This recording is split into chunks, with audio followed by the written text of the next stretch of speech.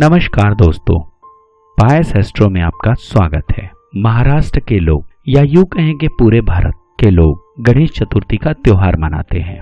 गणेश जी की मूर्ति स्थापित होती है, उनका पंडाल लगता है और लोग 9 दिनों तक उनकी पूजा करते हैं तथा 10वें दिन उन्हें ले जाकर जल में विसर्जित कर देते हैं।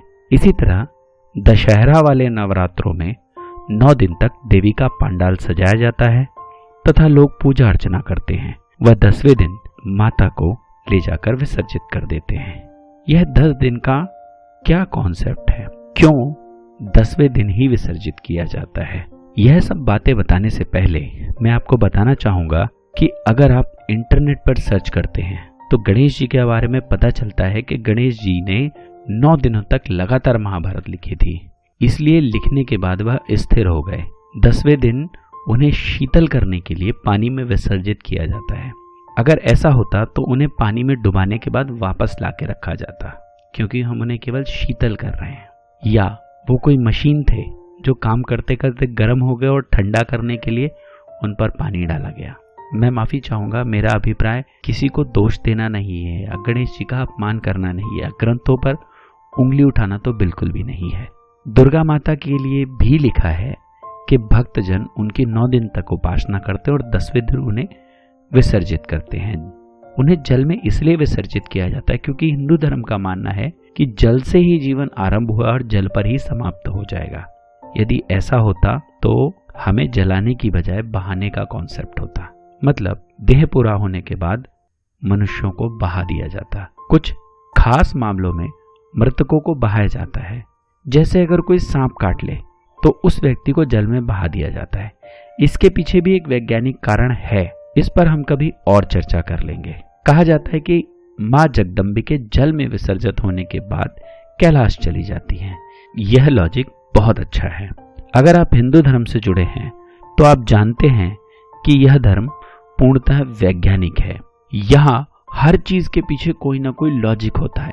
किसी आसमानी किताब में लिखा हुआ है तो हमने मान लिया, ऐसा नहीं है। एक हिंदू होने के नाते आपका पूरा अधिकार है कि आप प्रश्न कर सकते हैं, यदि गलत है तो उसे ठीक करें। दोस्तों, मैं अपने पूर्वजों की उसी परिपाटी को आगे बढ़ाते हुए आप लोगों के संज्ञान में यह बात लाना चाहता हूं कि 10 दिन का क्या प्रयोजन है। इसे समझने के लिए सबसे पहले कालगणना को समझना होगा। हिंदू कालगणना बहुत छोटी इकाई को लेकर बहुत बड़ी इकाई तक की गणना है। आप ऐसे समझिए कि माइक्रोसेकंड से लेकर और ब्रह्मांड के अंत तक की समय की गणना की गई है। काल गणना के साथ साथ आयु की गणना भी की गई है और हर चीज की आयु की कुछ ना कुछ गणना होती है, यानी हर चीज की कोई ना कोई आयु जरूर होती है। जैसे कि सतयुग की आयु 17,28,000 वर्ष, द्वापर की आयु 12,96,000 वर्ष, त्रेता युग की आयु 8,64,000 वर्ष है। इसी तरह कलयुग, जिस समय हम लोग अभी चल रहे हैं, उसकी आयु 4,32,000 वर्ष है। इस तरह एक चतुर्युग में 43,20,000 यानी 43,20,000 वर्ष होते हैं। अब इसी तरह एक मनवांतर होता है। मनवांतर यानी एक मनवांतर में एक इंद्र होता है, यानी 72 चतुर्युग में एक मनवांतर होगा, उसमें एक राजा इंद्र उस सब की देखरेख करेगा, यानी एक इंद्र की आयु 72 चतुर्युग तक होती है। इसी तरह शची होता है, जिसे लोग कल्प भी बोलते हैं।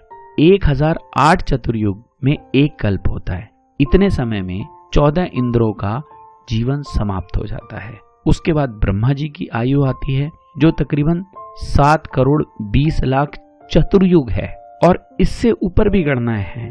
अब हम थोड़ा नीचे आ जाते हैं। इसी तरह नागों की आयु 1000 वर्ष बताई गई है। अगर कोई नाग 100 वर्ष तक जी लेता है तो फिर वह इच्छाधारी नाग हो जाता है और वह 900 साल और जीता है। इस तरह की धारणाएं हैं। मनुष्य की आयु 100 वर्ष बताई गई है, जिसे हम लोग बोलते हैं शतायु, यानी 100 वर्ष की आयु।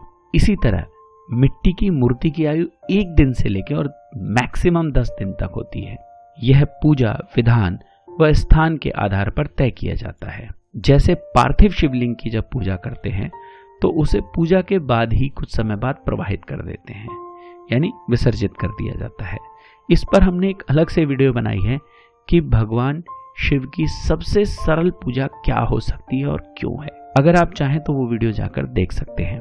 सरस्वती पूजा और विश्वकर्मा पूजा के बाद अगले दिन मूर्ति विसर्जित की जाती है। दीपावली के अगले दिन बाद ही कई लोग लक्ष्मी गणेश जी की मूर्ति विसर्जित कर देते हैं। इसी तरह गणेश चतुर्थी और नवरात्रों में जो मूर्तियां स्थापित की जाती हैं उनकी आयु 10 दिन है। 10 दिन के बाद उन मूर्तियों को विसर्जित कर दिया जाता है क्योंकि उनकी आयु समाप्त हो गई है। मूर्तियों को पानी में ही क्यों बहाया जाता है? सभी मूर्तियों में प्राण प्रतिष्ठा की जाती है।